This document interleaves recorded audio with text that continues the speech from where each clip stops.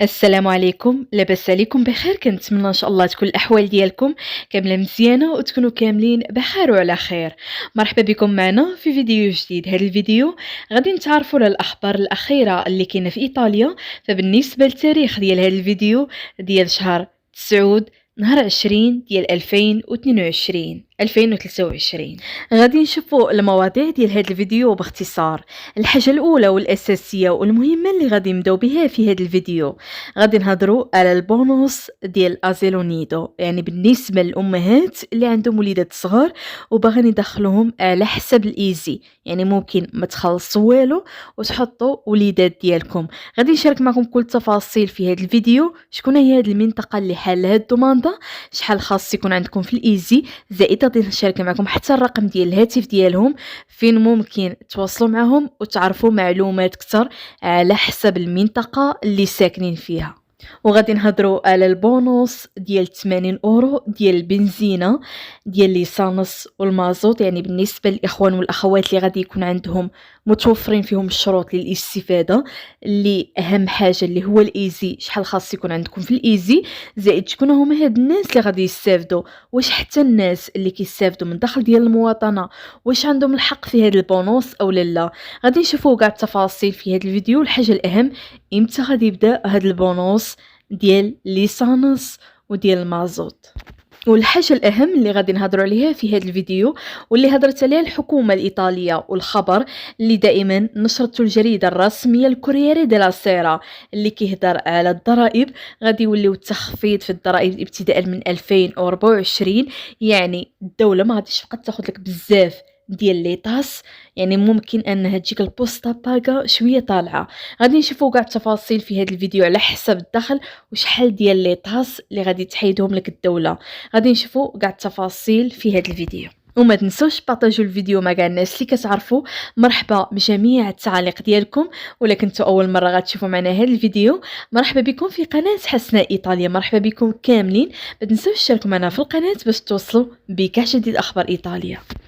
اول حاجه اللي غادي نبداو بها، غادي نبداو نهضروا على الدوماندا او البونوس ديال ازيلو نيدو. يعني بالنسبه للامهات اللي باغيين يديروا هاد الدوماندا هادي، كيف ما عارفين ازيلو نيدو كيدخلوا ليه الوليدات يعني ملي كيتزادوا حتى كيديروا 3 سنين، يعني الوليدات الصغار، يعني كاتبين من 0 حتى ل 3 سنين انا ممكن تدخلي الوليد ديالك الازيلو نيدو. فبالنسبه للمنطقه اللي حالها الدوماندا وشحال طالبين في الايزي، هاد المنطقه اللي حالها الدوماندا هي المنطقة ديال لومبارديا. يعني بالنسبة للناس اللي كيسكنوا في هذه المنطقة هذه راه محلولة الدوماندا ديال أزيلو نيدو. فبالنسبة للإيزي ديالك ما خاصوش يكون فايت 20,000 أورو وما يكونش كيساوي 20,000 أورو، يعني يكون قل من 20. بالنسبه للامهات اللي باغيين يديروا هاد الدوماندا هادي راه بدات وبداو الناس كيدفعوا.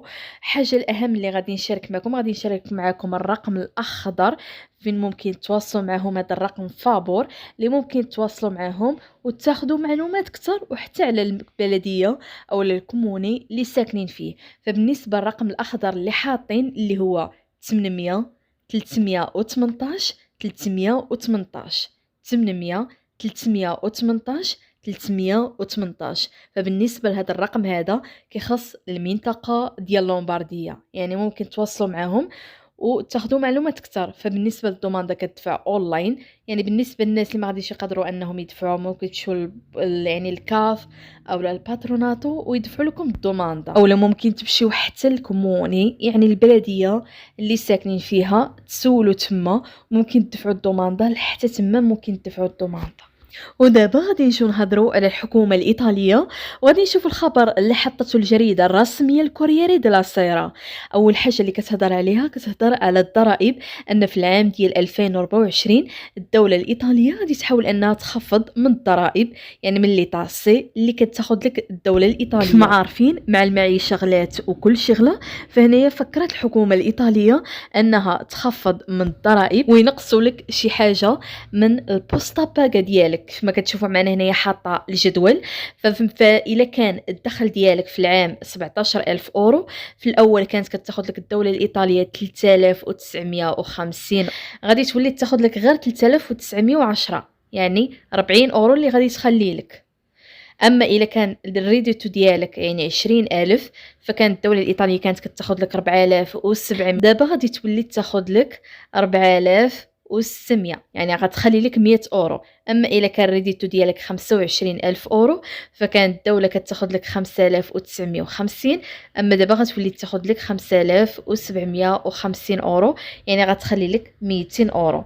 أما بالنسبة للناس اللي كان عندهم الريديتو 24، فالدولة كانت كتاخد لك 8800، دابا غادي تولي تاخد لك غير 8540، غتخلي لك 260€.